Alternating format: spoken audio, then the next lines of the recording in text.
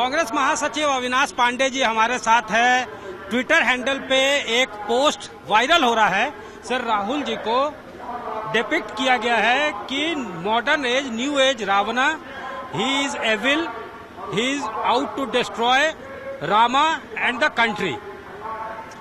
देखिए, माननीय राहुल गांधी जी ने पूरे देश के सामने में 150 दिन और 4000 किलोमीटर से भी ज्यादा जो यात्रा की थी, वो इन्हीं विचारधाराओं को बदलने के लिए और देश के अंदर में एक भाईचारा, देश के अंदर में एक प्रेम भाव, देश के अंदर में एक मोहब्बत की राजनीति शुरू करने की एक बहुत ही सफलतम प्रयास उनके माध्यम से हुआ है।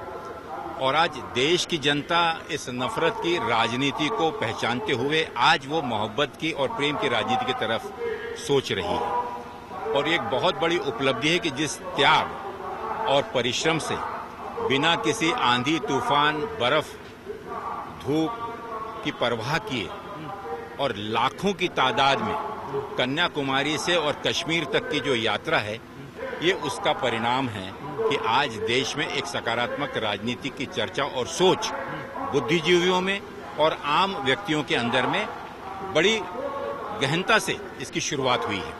और पूरा देश इस सोच में इस चीज को सोच रहा है कि आज जिस प्रकार की राजनीति है उसमें झूठे वादे कर देश की जनता को 10 सिर वाला जो दिखाया गया है, तो ये जो है और इसके चलते हुए आज पूरे देश में जो इंडिया गठबंधन के तहत सभी विपक्षी दल एक साथ आकर और इन जो कुप्रचार कर रहे हैं, इन ताकतों के खिलाफ एकत्र हुए हैं।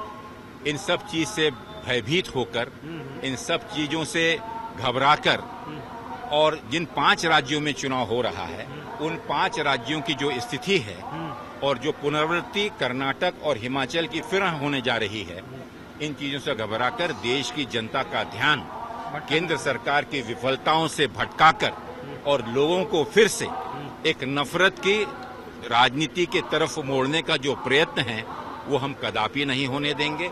माननीय राहुल गांधी जी को आज देश की जनता ने अपना प्यार और एक विश्वास उन पर जताया हुआ है। इस देश के भविष्य का विश्वास है राहुल गांधी। इस देश की आगे का विकास और भाईचारे का नाम है राहुल गांधी। और राहुल गांधी ने अपने स्वतः की राजनीति से ऊपर उठकर और पार्टी की राजनीति से ऊपर उठकर देश को असली राहुल गांधी का परिचय दिया है। और मैं समझता हूं उससे घबराकर, उससे विचलित होकर ये विचारधाराएं उनके जो उनने अपना एक रूप पूरे देश को बतलाया है भाईचारे का, अपना तो चाहे कुलियों के बीच में जाकर, मैकेनिकों के बीच में जाकर, ड्राइवरों के बीच में जाकर, रेलवे में सफर कर रेल राज्यवासियों के साथ चलकर, तो ये जतलाता है कि वो आम जनता के साथ जुड़कर रहना चाहते हैं।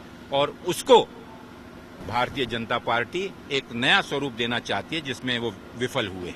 धन्यवाद सर। मंत्री, आप कुछ कहना चाहेंगे? जिस तरह से 10 सर का दिखाया गया है राहुल गांधी जी को, इन बातों को तूल देना बेफजूल है। बेफजूल है। मुद्दों से डिस्ट्रैक्ट करने का ये अलग अलग उनका इवेंट शो होता है जिसके तहत इस तरह की चीजें छोड़ी जाती है।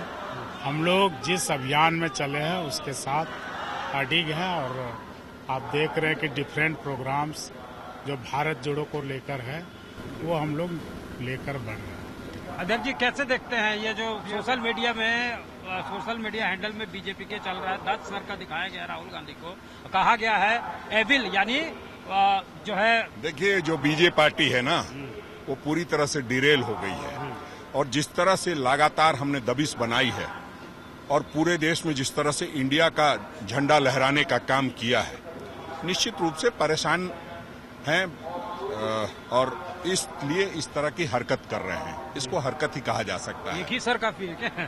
नहीं, देखिए, एक ही सर से तो परेशान है। 10 सर लगा रहे हैं तो पूरे देश में नहीं दुनिया में ध्वस्त हो जाएंगे। जो कहते हैं कि अंतर्राष्ट्रीय पार्टी है तो अंतर्राष्ट्रीय से क्षेत्रीय भी नहीं रह पाएंगे। इसलिए इस तरह की हरकत ना करे तो ज्यादा अच्छा हो। धन्यवाद। तो अब साफ तौर से कांग्रेस में काफी नाराजगी है, इसके खिलाफ राजभवन भी जा रहे हैं। जो 10 सर का राहुल गांधी को दिखाया है उसके खिलाफ एक मार्च भी निकाला जा रहा है।